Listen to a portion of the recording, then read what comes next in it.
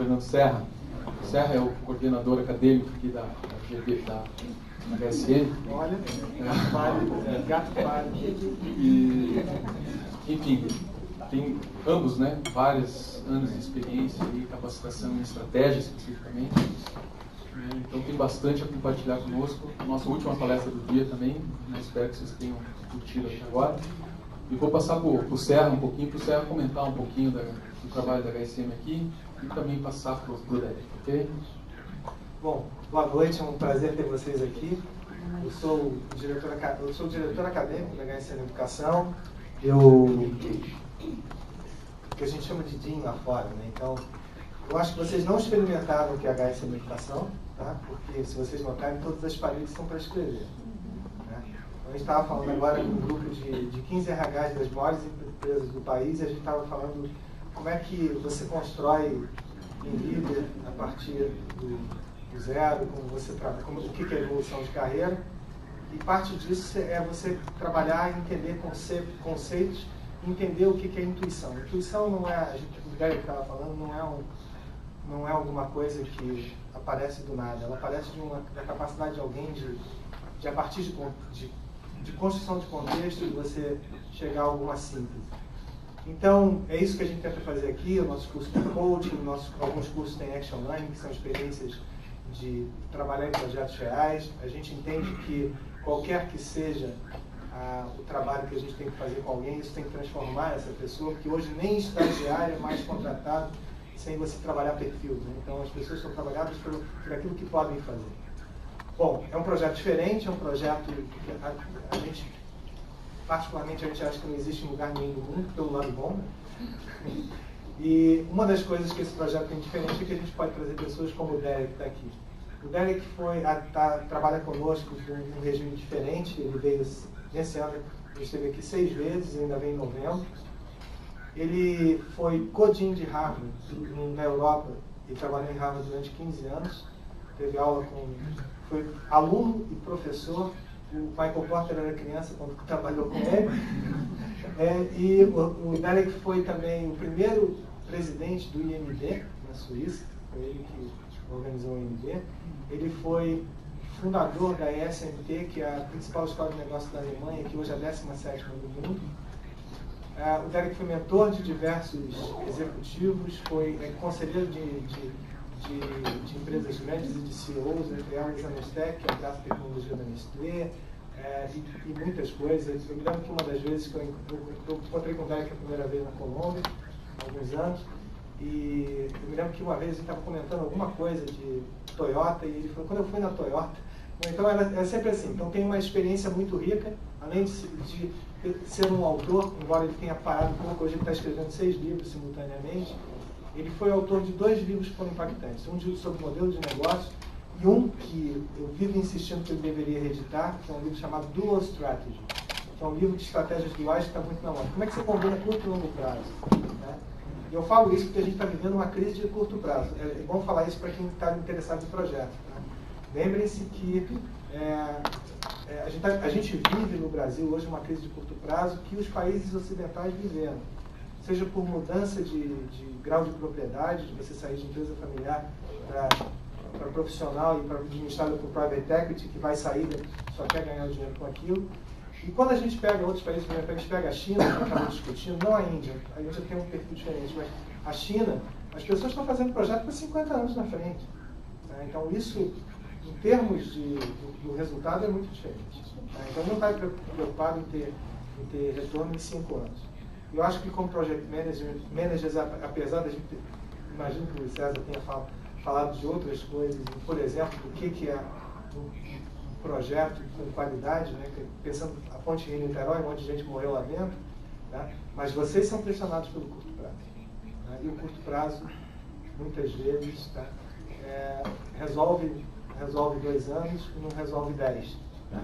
Por outro lado, se não tiver curto prazo, também não tem pagamento no final do mês. Então, esse balanço é muito importante. Então, a escolha do Derek vem dessa experiência e da possibilidade dele falar para a gente de alguma maneira bastante diferente. Derek, it's up to you. Thank you.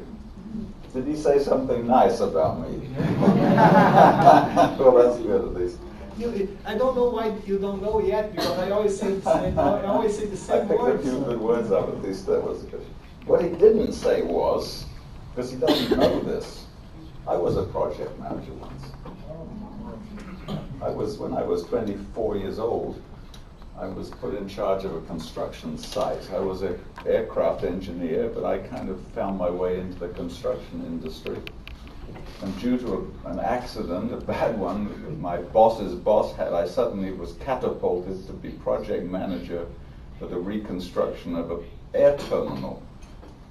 And I did this for about 3 years, and I realized how difficult it is, this job of project management. It was a big project, quite a big building, multi-level, with air terminal check-ins and all. And the first thing I learned was, I thought I was the boss, but I wasn't the boss.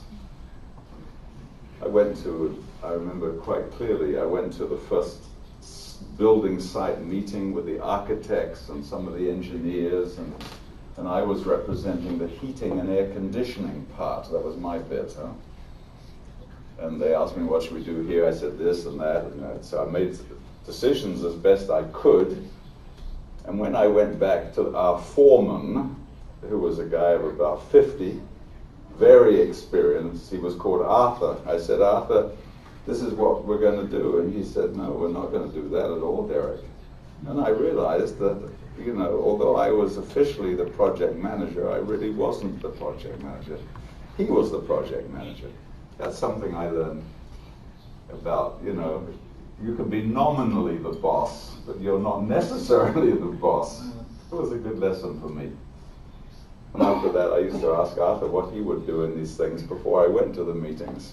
And then I came back with things that could be implemented pretty much. That's not what I'm going to talk about. I'm going to talk about this title. By the way, I learned that too. I realized pretty early on that I didn't know enough about what my company was trying to do with this project to do a good job of managing the project.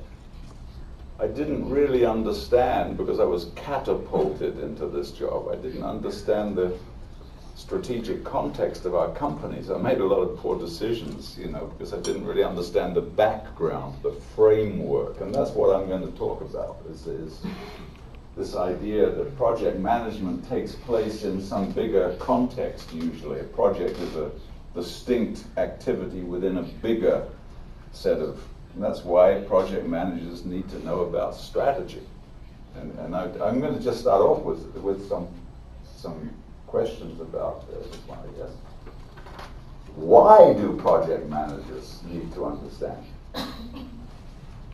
So I've got 5 reasons in my mind why project managers need to understand the essence of what strategy, how to think about strategy.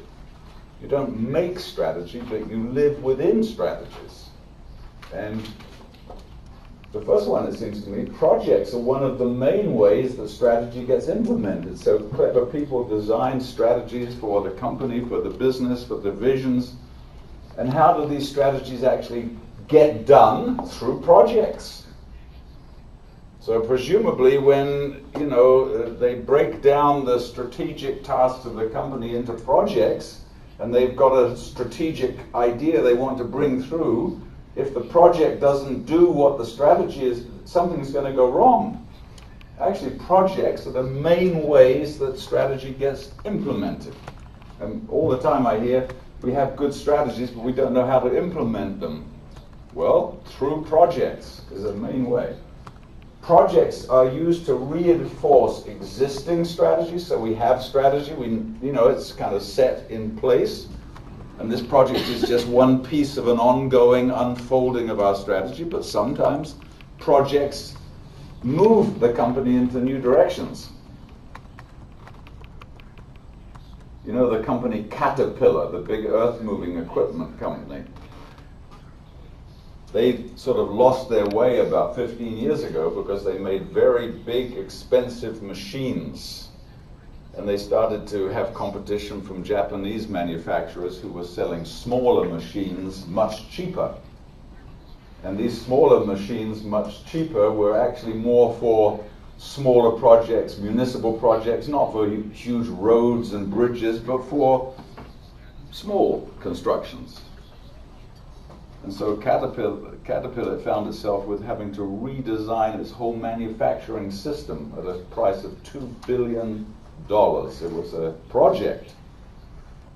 So this was a change in strategy. How do we move from being a kind of a high value, very centralized in Peoria, all the research was done in the United States, making big yellow machines? How do we move from that strategy to one which is making smaller machines at lower prices, where the research is done more in the countries and the places? It was a huge project.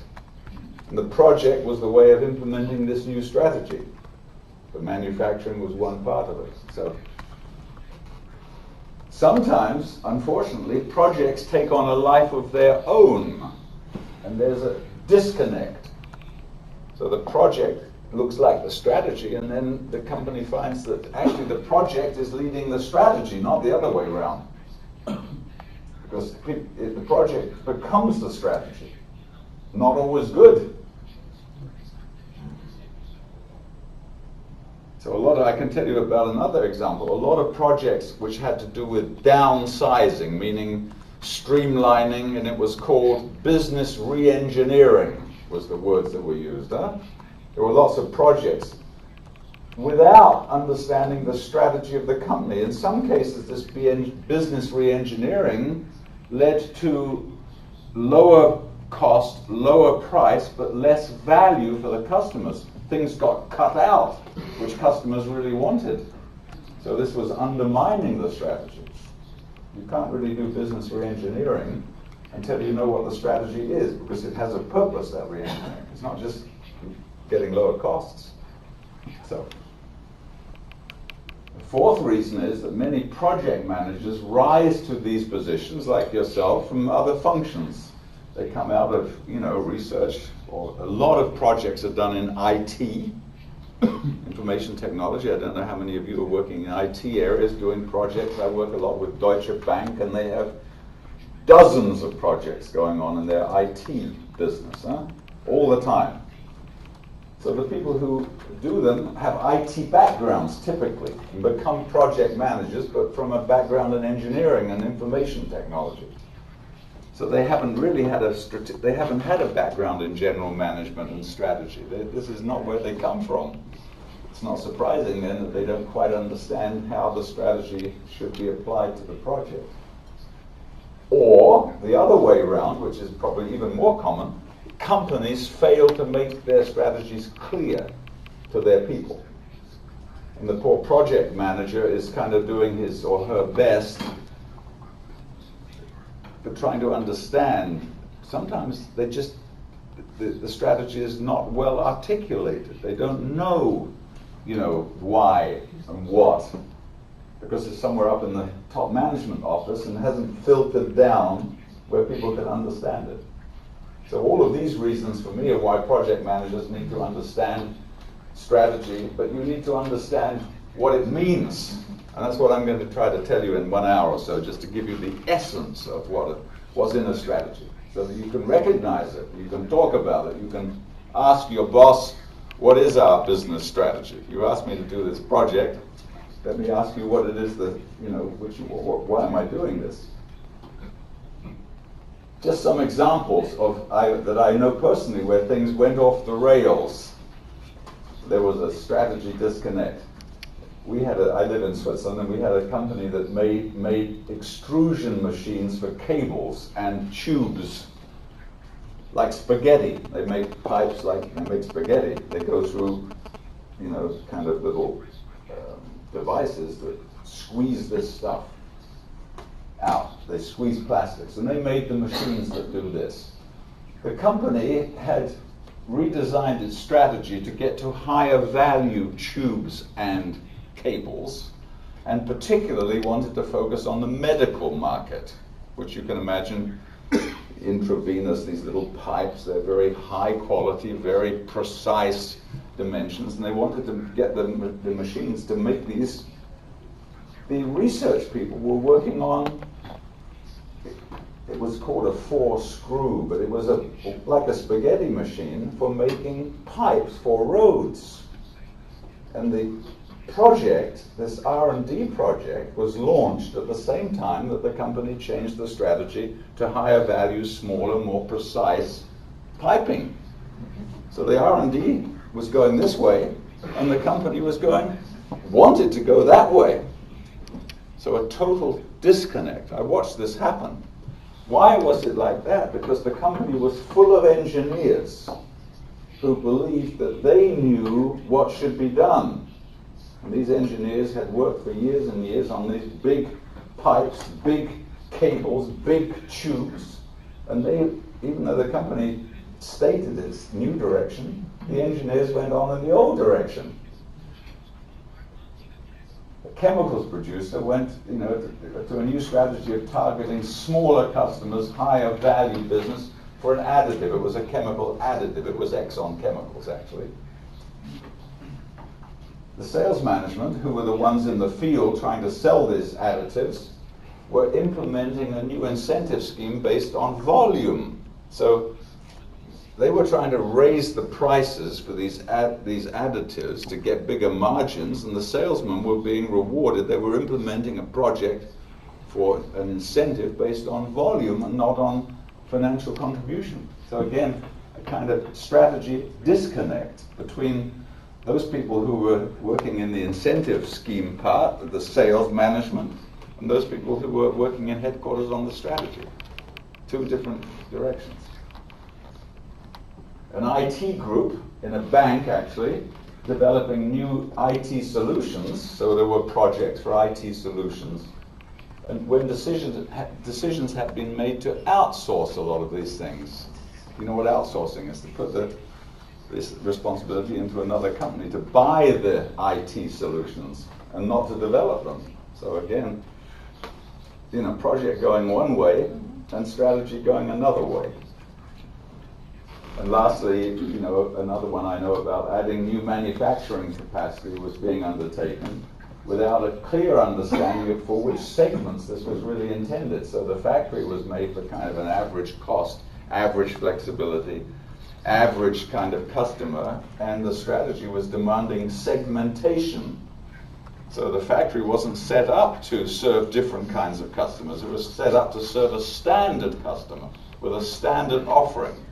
But that didn't work either. That happens a lot. The main places it happens, and this is the third thing before I start talking about strategy, the main problems usually arise at one of these or more levels. The first level is aligning a functional project, like a project in IT or a project in R&D, research and development, or a project in revising something in manufacturing or service, which is out of line, is not aligned with the business strategy. That happens a lot because functional people are not always party. They don't understand, haven't been told, or it hasn't been articulated what the strategy of the business is. So the functions go this way and that way, like people rowing a boat, but not at the same rhythm. So that's a typical one. It happens a lot in IT. It happens quite a lot in R&D, projects. The second level is the alignment of business projects. So we have a project to do something for our business unit at a general level, not just functional, but it's not aligned with the business division. The business division has got one strategy, and we've got projects, for example, to bring new products into the market for our line of business. We're trying to do that, and the business unit is going some other way. I mentioned a couple of faders just now like that. But at an even higher level, the alignment of business unit projects with overall corporate strategy. I lived in Germany for 4 years, and we worked for a chemicals, healthcare and chemicals company, and they had the divisions. There were 14 of them in my memory. 14 divisions came and presented their divisional plans to the board, management board of this company, and they had all been given, not just before this meeting, but over the last year, they'd been given a little book which was entitled Corporate Strategy. And it had 7 guidelines in it, which were the 7 things that this corporation at the corporate level believed the direction this company should go. And these people presented their plans division by division, the general managers. And I remember this meeting, I was sitting there and one board member said, "You people have not read the corporate strategy book. None of you. Because if you had, you wouldn't have been proposing these plans. Because the 3 or 4 of them don't go at all in the direction of our corporate strategy." So these were heavyweight individuals. They were the general managers of divisions of this company, and they were all cooking up plans like they were doing it in a vacuum. You know, they hadn't really understood the corporate frame. The corporation wanted to focus. The corporation wanted to run its portfolio of businesses differently, to take cash from some of the very good ones and plow it back into some of the growing ones. And some of those older divisions, which were very cash-rich, producing cash, were presenting plans for reinvesting their cash in their own business, instead of taking the cash and reinvesting it in growth businesses. So this was shocking.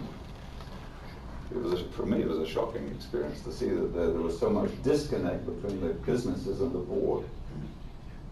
Or the last one I put, the alignment of organizational change. So some projects are not business content, they're organizational projects. We try to get the organization from A to B, try to get it more customer-centered. I worked a lot with Alliance Group, this big insurance company, German insurance company. They have multiple projects going on to get the company to be more customer-focused. Like many insurance companies, they find that they can't make their money in investment anymore. They've got to become more aggressive in the insurance business itself, because most insurance companies were getting their money from investments. The insurance was just like a money-raising machine. Now investment returns went down, and they have to be more competitive in the market, the insurance markets. So they had to become more customer-centered. It was a huge project going on, and it was not aligned with some of the broad strategic directions of the company. Organizational change projects in this case.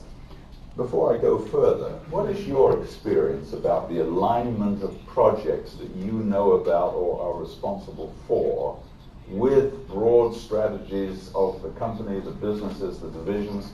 What's your experience? I've given you some examples of poor alignment. What do you, for example, in your company, do you find good alignment, or do you find misfits? I don't think it's a bad alignment, but it's a medium alignment. It's medium. That's a very diplomatic answer. Yeah. Yeah. Could be better. Any other comments? Yeah. I think it depends on who is responsible for this. Is the top manager or the project manager? That's a very good question. Who is responsible for strategy? For the misalignment? Sometimes it can be one or other. It is often not the project manager. It's a fact that the frame has not been clearly set before the project got started. So project managers are doing their best with inadequate information. That's often the case. But I think, why did I start like this for the first 10 minutes or 15 minutes? Because I wanted to make the point that knowing strategy is very important for you as project managers and for those who manage projects from above. You know, there has to be this kind of fit, strategic fit.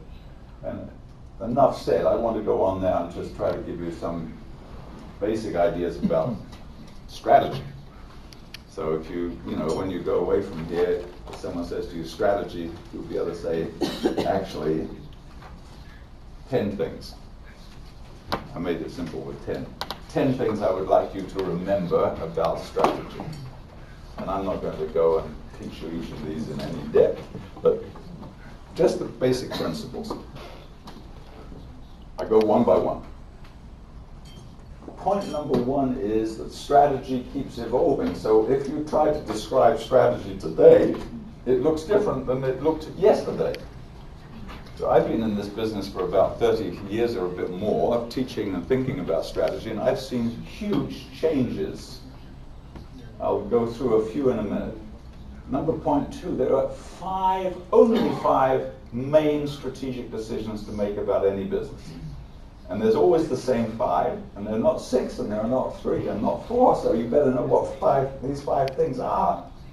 Then you better, and when managers in the corporate office or the business talk about the strategy, they frequently don't mention 5 things, and this is one reason why there's a bad fit. Managers themselves can't express their strategies very well. I'm going to talk about looking in and looking out. What does that mean? Looking out is to the market, see where the opportunities are. Looking in is to see what competencies you have. And so strategy making is about fit between what you can do and what you could do, what you can do and what you could do. I want you to get that. Dual strategies, I'll say a word about that. I wrote a book about it. There's always 2 strategies in a company. A strategy for today's business. We have a market, we have customers. We know what we're trying to do, hopefully. But there's another strategy in the back. It's getting to tomorrow. That's the duality. So always you have to ask about 2 things. What's the strategy today? What's it likely to be tomorrow? Because you have to move the company to tomorrow all the time. I'm going to quickly talk about the building blocks of strategy. There are really 4 main ones. Vision, the platform on which the company rests. I mean, every strategy is like a building. It has a foundation called the platform. Innovation and transformation. These are the 4 things this is the way we actually get strategies accomplished, through these 4 mechanisms. Having a vision, building a platform, innovating to drive the thing forward, and transforming the organization. I'm going to say a few words about each. An important part of strategy, recognizing patterns ahead of your competitors. The world is unfolding, so those people who can kind of decipher, diagnose the way the world is changing. So pattern recognition is very important. It's a simple idea. All businesses have a kind of life cycle. They go slowly at the start, and then they go steeply up, hopefully, with some real growth. And then at some point it begins to tip over, and eventually it declines. So you can predict that, because we know that happens over and over again. And in the maturing and declining phase, typically margins get squished down because it's more competitive, and because the products are not so differentiated anymore. Everybody has the same kind of products, Prices get reduced, returns get reduced. We know this. So we have to do something about it before we get there. We have to innovate strongly, even when we're climbing up the curve, because we know if we don't, we're going to go over the top. This is a pattern, which is recognizable. Making strategic moves. How do you actually go from where you are to the future? You need to know a couple of words about that. You need to know something about what is really successful, what makes implementation successful. You need to know a little bit about gaps, and you need to know that eventually strategy is coming from leadership. It's not something that's cooked up in staff departments. We used to think like that. I worked a lot at the General Electric company, and they had a huge strategic planning staff who drew up strategic plans for the businesses. This has all changed. Strategy is made by management teams who are in the line, not by, staff is helping from the back, but they're not responsible. Strategy making is in the line. Responsibility, broad corporate responsibility is in the line. Most personnel and human resource decisions are made in the line by bosses, not by staff people who are called human resource. More and more things are coming into the line, and strategy is one of them. So this is, now I go in a bit of detail through each one, just to give you the idea of some change. Back in the 60s was the first time we started to separate clearly business unit strategy from corporate strategy. So a company like GE has 100 different businesses, at least, and each business has a strategy. So we started to realize that one thing is the strategy of the whole, and a quite different thing is the strategy of the pieces, the divisions, the business units, the countries, or whatever the pieces are. That means that a very important part of strategy is defining the pieces. And you may not believe this, but at the General Electric Company in the mid-60s, I was there a lot, they had a simple rule. If a business was more than $100 million in size, they broke it into two businesses. Because they said this is too big for one person to manage. That's a crazy idea. Because you need business with a kind of strategic integrity. It could be $5 million or it could be $5 billion, as long as it has the same customer base, the same competitive, the same technologies. They do it totally different now. They break their businesses into strategically pieces. Some are very big, some are quite small. And the second thing that happened out of that was we began to realize what I said, that not every business should use its cash to reinvest in itself, but rather we should take some of the very cash-producing businesses, typically at the end of their cycle, nearer the end, and use this cash to fund growth businesses, new businesses. That made a huge difference at General Electric. This famous Jack Welch, he was the one who said, we're doing crazy. What we need to do is only have businesses in our portfolio which are where we are the leader or the number two. Nothing else is worthwhile. And if we're leader or number two, towards the end of the cycle, they'll make lots of cash, and we'll be able to reinvest this cash in new growth businesses so that we propel ourselves to positions number one or two. It was called portfolio analysis. Using the cash in the best possible ways, not everybody just, going on his own. That was a big change. Further down, with accelerating change, this idea of dual strategies, a strategy for today and a strategy for tomorrow, became more and more important. Now it's really important. There's no companies that I know who don't have kind of this duality idea, because the world is changing so fast. Nobody can sit with the same strategy for 10 years. But you have to know what you are trying to do today, and you have to know where you're trying to get tomorrow. So duality became an important story. In the 90s, explosion of new technologies. So we start to talk about technology strategy, much more in the late 90s and now in early 2000s than ever before. And then if you're talking technology strategies, the words come up, putting strategy behind technology. So you don't just develop in the lab all kinds of things, you have to do it with an idea about strategy, like projects. And today, what are the stories today? You've heard these words perhaps, blue ocean. It means really different kinds of things, radically different, groundbreaking strategies that are not just incremental, but totally different. So, some of you, I don't know if the store IKEA is here. Is it this furniture retailer, this huge Swedish furniture retailer? They changed the nature of furniture retailing. You see them all over Europe and the United States, and probably they'll be here soon.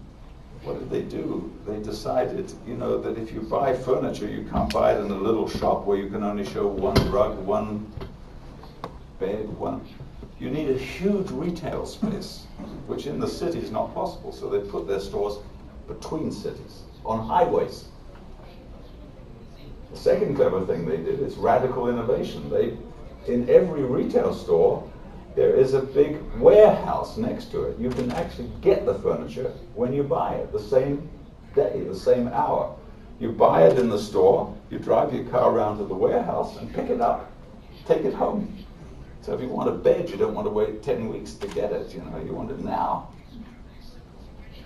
And the third thing they did, they allow you to screw it together. You just buy bits of wood and screws. And the expensive part of furniture making is the production. The customer does that. So their furniture is much, much cheaper than anyone else's furniture, because they let you do the construction. It's very, very easy to do.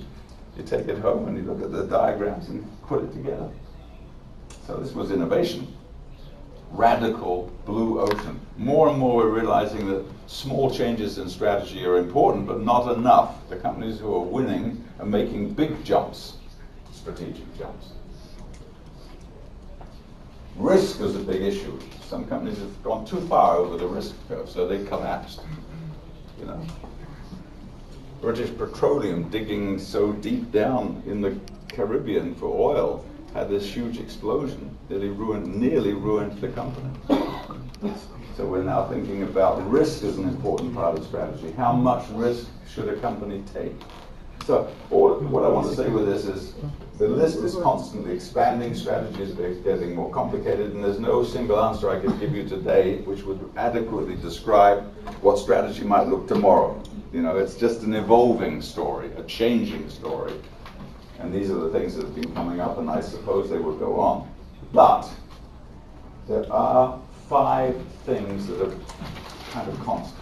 And these are the 5 things that if you ask someone about the strategy of your company, these are the 5 things that should be in their answer. Number 1, what are the objectives? And I mentioned the idea of putting cash in some growing companies and taking it out of the more mature ones, the portfolio. So the first thing you have to know about a company or a company strategy is this business one in which we are investing for the future? Is this business one we are divesting? We call them cash cows.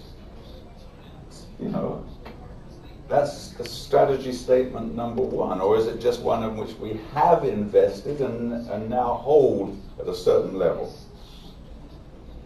That same Exxon Chemicals, I know another example, they had invested in a business which was, again, an additive business, and they wanted to drive their market share to 20%. It was a new business for them, so they invested for 10 years. So all the cash they generated went back into research, back into sales, back into marketing. And after 10 years, they got to 18%, and they said, now we're going to change gear. It's not going to be an investment business anymore. It has to provide cash to other businesses. So what to do to go from this investment? So that was a big strategic change of objectives from a cash provider from a cash user to a cash provider. So this is number 1. It's the first thing you have to know about your company or your business unit if you're doing a project in it. What's the objective? Are you doing this project in order to go on creating new, if it's an R&D project, to go on creating growth and increases in market share? Or are you now at the point where it's a project which is meant to turn the thing in the other direction, to provide cash to somebody else? So this is the first question. Second question is, how do we define our business? What do I mean by that? Some businesses are very narrowly defined, a very sharp niche in customer focus, a very sharp definition of what we do for these customers, and maybe a very sharp definition of the technologies we use. For example, in medical equipment, we might just make X-ray machines for airport security. Let's just take that example. There are such things. If you're General Electric in the health management systems, they make X-ray machines, they make CAT scanning machines, they make MRI, magnetic resonance imaging diagnostic machines. They make big ones for sophisticated hospitals. They make small ones for doctors' offices. They make machines which take the output of these diagnostics and feed it back into treatment machines, like, you know, radio cobalt machines. They have the whole line. They compete with some customers who do one thing. So you have to know strategically, is your company a broad, diversified, you know, with respect to customer segments, with respect to the functions you perform and the technologies you use, or is it a very focused company? The vertical part is a matter of where we are in the business system. Are we just in one slice? Business system meaning all the way way from the raw material down to the customer? Are we just doing one level, like we convert raw materials into components? That's okay. Or are we like Ford Motor Company used to be, which is they made everything from the foundry, the blocks for the engines, you know, they made the bodies of the cars, they made the engines for the cars, they distributed the cars, they made everything, did everything. So you have to know strategically where you are in the chain. The famous Benetton, this clothing manufacturer, and now Zara, some of you know that, they don't own anything. They only orchestrate the chain of events. They don't own factories, they don't own retail stores, they don't own distribution, but they orchestrate it brilliantly.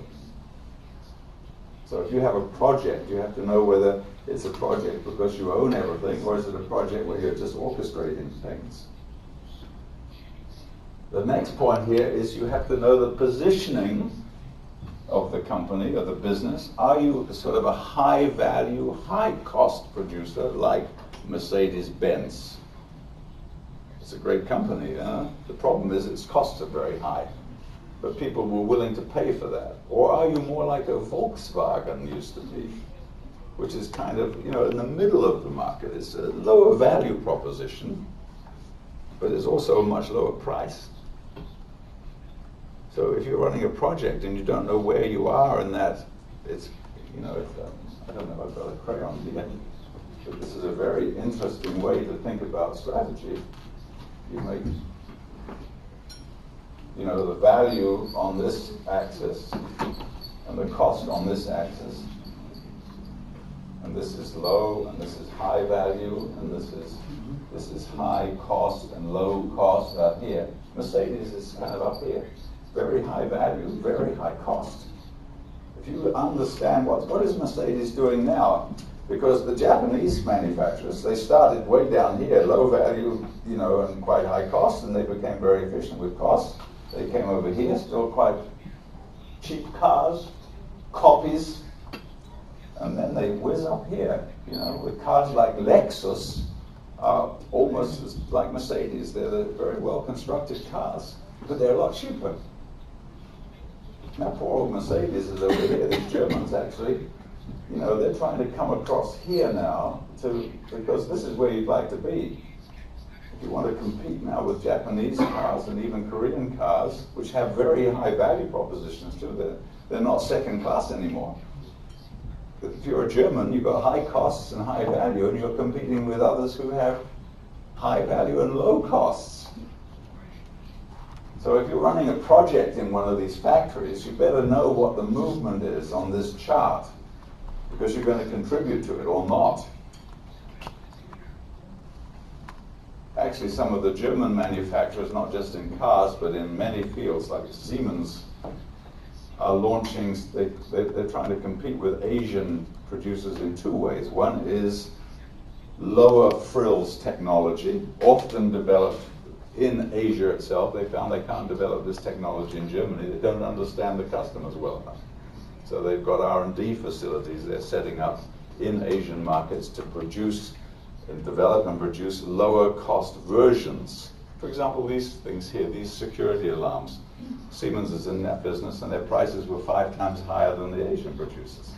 Now they're offering lower technology, not old designs, new designs, but with less technology and much, much lower prices. So there are projects like that. But if you were running a development project for Siemens and you thought that, you know, that the project was supposed to be getting you up here better, like this, and the real story is how the hell to get across here, you'd be on the wrong track as a project manager. So you have to know this part of strategy. The fourth thing is you have to understand the market segmentation and which segments your company is particularly aiming at. All markets are segmented. And sort of averages doesn't work anymore. So we have to position ourselves, the word is positioning, against certain segments. And again, if you're running a project and haven't understood precisely the positioning, which segments you're trying to aim at, You may run the project in the wrong way with the wrong results. And lastly, I put here is the fifth decision, strategic differentiation. Every company is concerned about differentiating itself, and you have to know it's called the USP, unique selling proposition. Why the customers should prefer our products or services to someone else's. So these are the 5 things. If you can get this straight, your project will come out right, because you will reflect these in the way you run your project. Which objectives, what kind of business definition are we trying to create, which positioning and the value cost and how is it changing, you have to understand that. Which segments are we particularly aiming at, and how do we differentiate ourselves? So whatever the project is about, it has to reinforce these 5 decisions. These are the only 5. There are lots of other marketing strategy decisions and manufacturing strategy, but these are a subsidiary to these things. There's no marketing strategy, distribution strategy, pricing strategy which is independent of these more fundamental. And this is what you have to keep your eye on, these things. As a project manager, you've really got to know within the framework what it is, what these things are. And you have to, unfortunately, senior management cannot sometimes express their strategies in such clear terms. They may say something about, well, our strategy is to focus on medical segment, but they don't say anything about objectives. They forget it. And what I do sometimes, because it's kind of fun, I ask 4 or 5 of the senior managers in a company to write down the company's strategy. I don't tell them that I'm asking others, their colleagues, at the same time. I ask each one, and I take these written documents and stick them together with a stapler and hand them back to all of them. It's really interesting, because they see that they don't share the same idea of the strategy. They kind of do, but they don't express all the bits of it. When you put it together, it's a great exercise for senior managers, because it helps them to be clear about what they all mean together. But it's always, at the end, it's about these 5 things. That's the second thing. I jump over this. How does strategy get made? This is the third thing you have to know. It's basically very simple. It looks simple. It's about looking out in the market.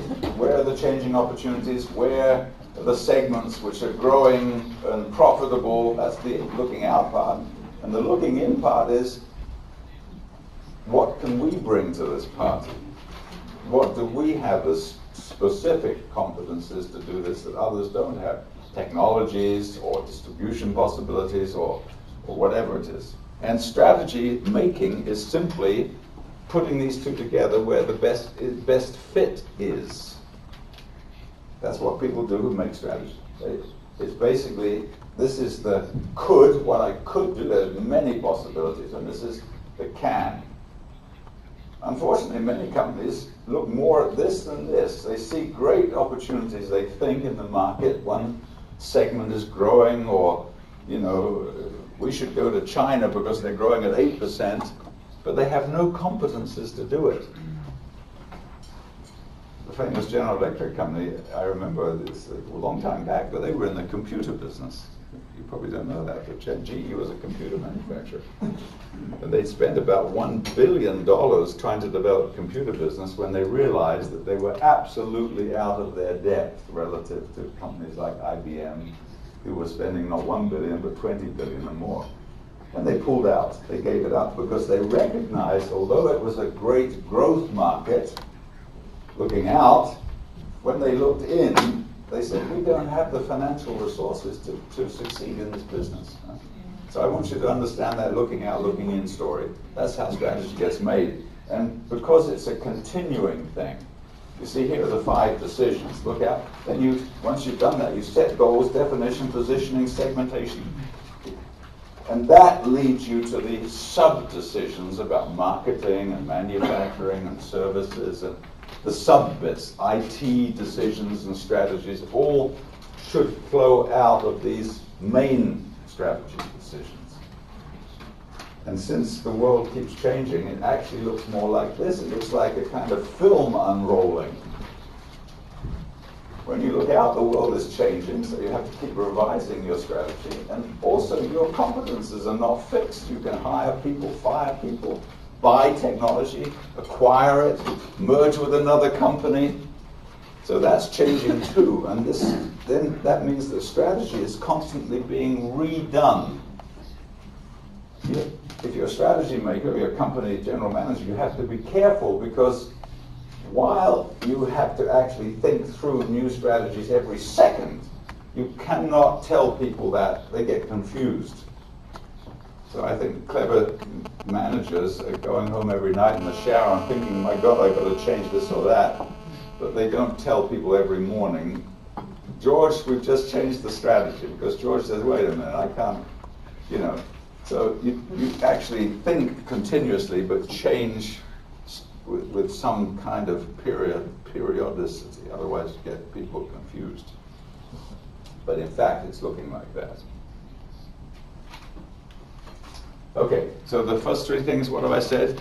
You have to know about the strategy is always evolving, the idea is evolving. Number two, there are only 5 main decisions to worry about. Number 3, we get there by looking out and looking in and finding the best fit. Number 4, why and what is this duality idea? All companies need one strategy, a kind of success formula for running the business today. So people get confused, they think strategy is about tomorrow and today is about operations, but today business needs a strategy too. And if you don't have a strategy, people do things which are not aligned. The strategy is the frame. It's like a general in a battle. That's today business. Every general gets up on a hill and looks down at the thing and asks, what should my strategy be right now? Should I attack straight on? Should I go around to the sides, you know? Should I use the tanks first and the soldiers at the back, or send the soldiers first? So it's a strategy that is behind whatever decisions are made about operations today. But those same generals, when that war is over, they design strategies for tomorrow. We meet what's going on in the military right now is the understanding that, you know, we need a lot less soldiers probably. We need a lot more fancy weapons, and we need a lot of anti-terrorist things we didn't need before. So it's a different kind of strategy for the future. If you just went on building battleships, it wouldn't do much good. And companies are the same. So this is the duality idea. Both activities must go on in parallel. And this simply says here that sort of the words of the two types.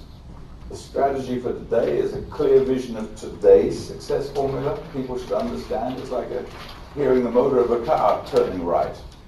It focuses on existing segments, not new segments. Makes best use of what we have. You can't invent resources overnight, so you have to ask for today's strategy. What have we got? How many soldiers have we got? How many guns have we got? How many, you know, airplanes? And with that, we have to develop the strategy. You have to deploy these things. It's deployment of existing resources today's in the best possible way. Tomorrow is about a clear vision of what it's going to be like. What's tomorrow going to look like? What will I have to put in place for tomorrow? You build new competences. You can hire new soldiers, fire soldiers, build tanks, build nuclear weapons. You can do all kinds of things differently for the future and get the organization ready. So these are different kinds of strategic thinking for today and for tomorrow. I call it today for today and today for tomorrow. Not tomorrow for tomorrow. That's a day too late. So, yeah. It's difficult to get a clear vision Tomorrow. of tomorrow. Let me say something. A vision is not a forecast. It's difficult to forecast tomorrow, but a vision is an active, it's what you want to create, and that's more constant. So a vision is something that you have a passion, or the leader has a passion, or the company has a passion to create in the future, in say 3 to 5 to 10 years. A forecast is very difficult. So planning, which is forecasting based, is one thing, but vision based is creating something that you really believe in. Of course, you can't do it if the market is not there, and so, but it's a more active idea. The idea of vision. Number 5 point I want to bring to you is that these sort of future part of this, this is like an iceberg, you know, going along here, and the piece that we kind of see mostly in a company is the performance story.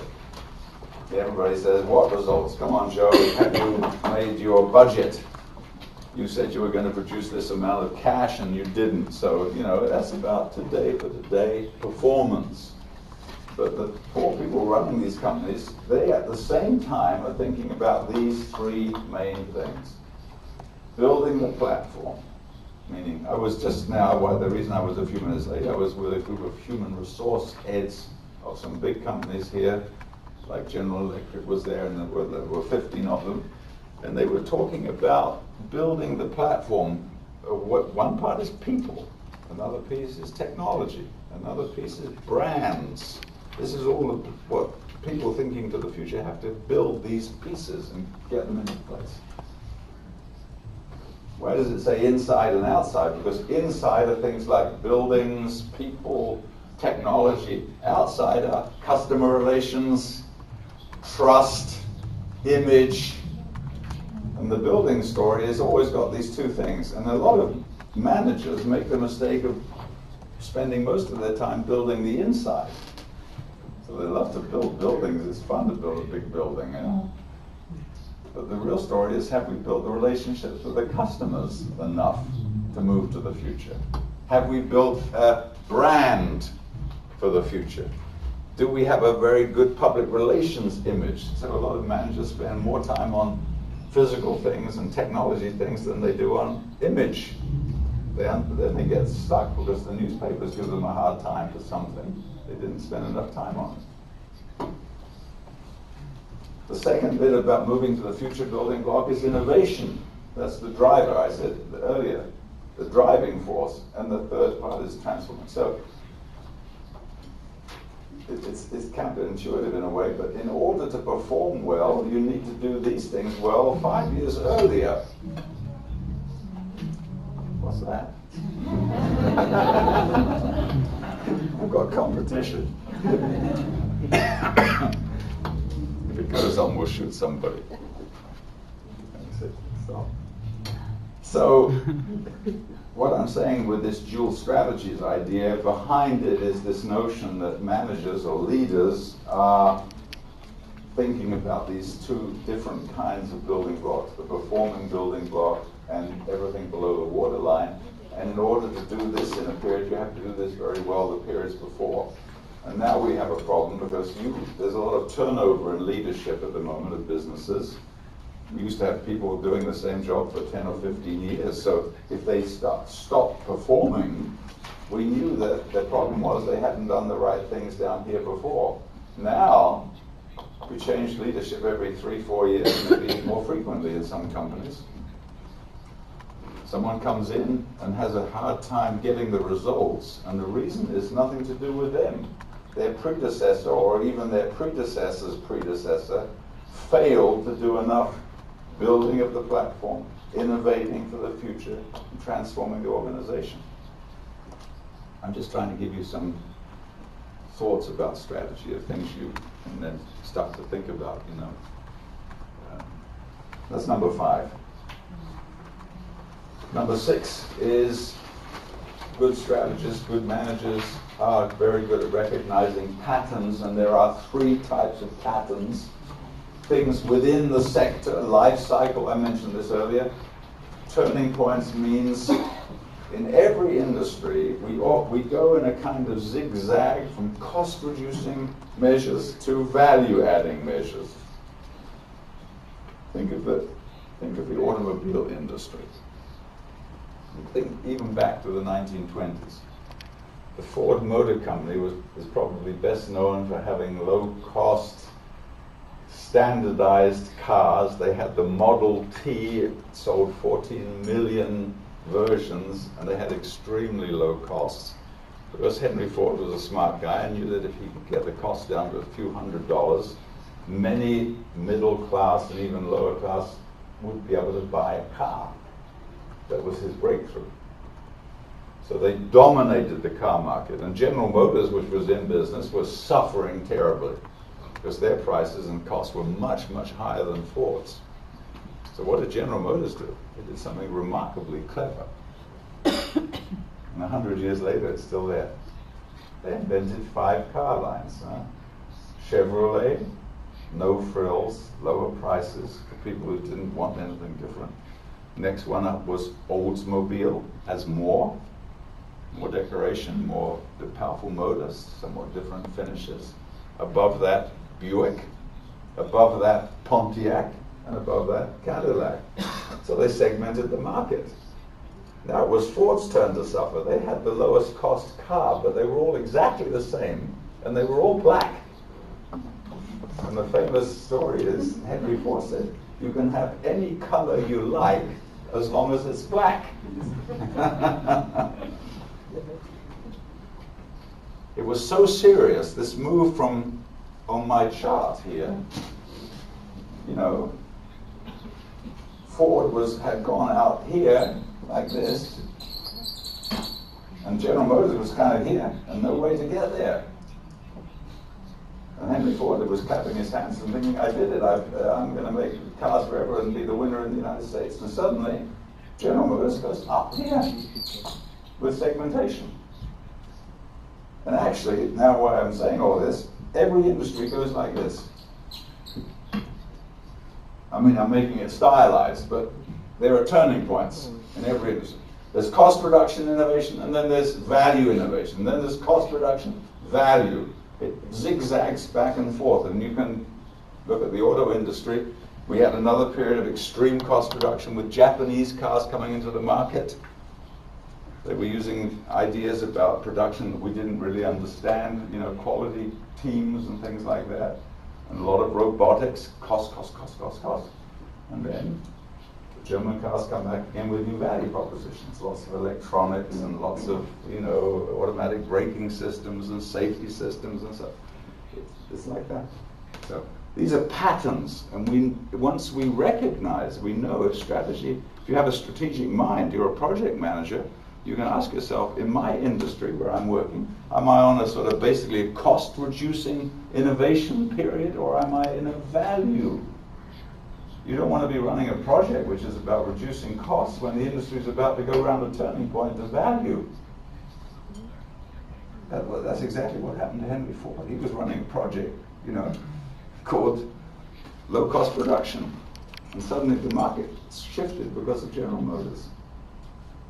It's very important for project managers to know these, they're called break points, turning points. They're not easy to forecast, but in a way you can. When standardization becomes so much and so strong that the customers start to wish they could have an alternative. And I'll tell you an industry which is coming up to a turning point. It's the airline industry. We went through a lot of value, lots of luxury, and travel was really nice. And now we've been in for almost a decade in cost reduction. Low cost, no frills air travel. And it's a pain in the neck, you know. And some customers are now saying, I would be willing to pay a bit more to get a bit more. I'd like to get on board a plane and have a gin tonic if it's a long flight, and no more gin tonic, so I would pay for that. I would pay for a newspaper. I would pay for a few services, a bit of politeness at the check-in, and so on and so forth. That industry is coming up just like Ford, and is coming up to a turning point. We're going to see some companies providing somewhat higher value at higher cost, just like Oldsmobile and Pontiac, for those customer groups who are willing to pay. But we're not there. It's all standardizing on the low cost at the moment. So it's interesting if you're running a project in the airline industry today. You might really want to think about it, when these turning points, who's going to do it. There was an airline I think it originates in Scotland, it's called Duo, D-U-O. And they have this dual idea. They want to get the value up and keep the prices pretty low, but not so low. That's interesting, huh? Then there are patterns of cost dynamics. We know something about how costs, in an industry, usually mature. Actually, there's something called experience curves. The costs always go down with less and less speed, but they never stop going down. And if you put this, curiously, if you put it on a on a logarithmic scale, it's always a straight line. In some industries it's like this, in other industries it's like this. But it's a pattern, and clever strategists know these patterns and use them. So then there are other patterns that cross sectors. So we know something about, sectors blurring into one another. For example, computers and entertainment become almost one thing. If I switched on the television, Sony Entertainment, they used to make television sets. But I'll tell you another industry that's blurring: education and consulting. Business schools like this one are heavily into the business of helping companies also through services, consulting services. Not just educating people, but helping companies to figure out which way to go and then educating the people. And consulting companies are getting into education business because they made a project, present the project results, and the next thing the managers ask is, how the hell do we do this? Oh, you have to develop your people, that's number one. So the companies like McKinsey and Boston Consulting Group and the big are all in education as well as consulting. Many times in facilitating people rather than just teaching them. And then there are cycles, things outside the industry at all. Business cycles. We seem to be in people ask, when's this cycle, this crisis going to end? And we start sort of going uphill again, but and when is the euro crisis going to be resolved? If you could figure that out, you would have an advance on strategy. Have you figured it out? Will the euro crisis end soon, do you think? Will Greece drop out? Or will they be kicked out? You know what some people believe now? Germany will pull out. I never believed that, but I start to think about it now because Germans are fed up paying. And Germany would never pull out normally, because if they did, the Deutschmark would be re-established and it would go up so high that German exports would suffer terribly, like Swiss exports suffered because our Swiss franc went through the roof. But now Germans are asking, is it better to suffer a very high new currency like the Deutschmark than keep paying for Spain, Italy, Portugal, Greece? So it's a trade-off, and it's being asked in the German political circles more and more. It's not impossible. You know, if you're a strategist, you have to think about this. If you were an Asian producer, it's not beyond the possibilities that German companies would come into their market, would have much higher costs, because if they have a Deutschmark, it will be very difficult to export their products. Because it's a sort of political choice. Anyway, you got the idea that good strategists have to be pattern recognizers, and this is a big part of strategy making. That's the sixth thing I want to say. The making of moves, I just put the word in front of the 5 things that I mentioned to you. I put the word so resetting objectives. If you talk about strategic change now, redefining your business, I see that a lot. Companies who are very broad become very focused. Or companies who were providing, one function. I worked for a company in Boston that was making semiconductor manufacturing machines. They were making, it's called wafer stepping. They make these machines that make the wafers, silicon wafers. And they were extremely successful. They had made an innovation which, you would be amazed, their stock price went from $2.25 to $155. Jesus, what about that? If you invested 2 and then it's 155, it's like winning the lottery. What happened? The Japanese came in the market, not with this one machine, but with a line of machines that allowed you to make the semiconductors in one line. And this company went from 155, I knew the boss, the president and founder, to 130, to 90, to 80, to 70, to 13 when the company was sold. They went up like hell. And it was all about changing the business definition, about they redefined, the Japanese redefined the business into a line, a system, a production system. And my poor company was selling this one bit. And even if it was good, that's not what the customers wanted. They wanted to buy a system. You know? Repositioning in the value map, like the Japanese have done, and like Mercedes is now trying to do. Resegmenting the market, so we find a new way to break the market up. That can be part of making a strategic move. Redifferentiating, finding new sources. So some of you know about the food business, but the big food companies like Nestle and Unilever are all working now on nutritional products. Because nutrition, they're all recognizing about obesity. People are getting fat, eating too much, and processed food. So there's a real change here in differentiation. I work quite a lot at Nestle in Vevey in Switzerland. They have a central research facility with about 500 or 600 people working in it. When I went there first, they were doing things like taste, texture. They were inventing new machines for freeze-drying coffee and stuff like that. Today they have 900 life science technicians, mostly PhDs, working on the same things like Novartis would work on. The total change to get differentiation based on nutritional quality of food, not just on taste. So this is what I mean by strategic moves. All of the 5 things I talked about can be talked about with repositioning, resegmenting, resetting of objectives, and that's the language we use in strategy.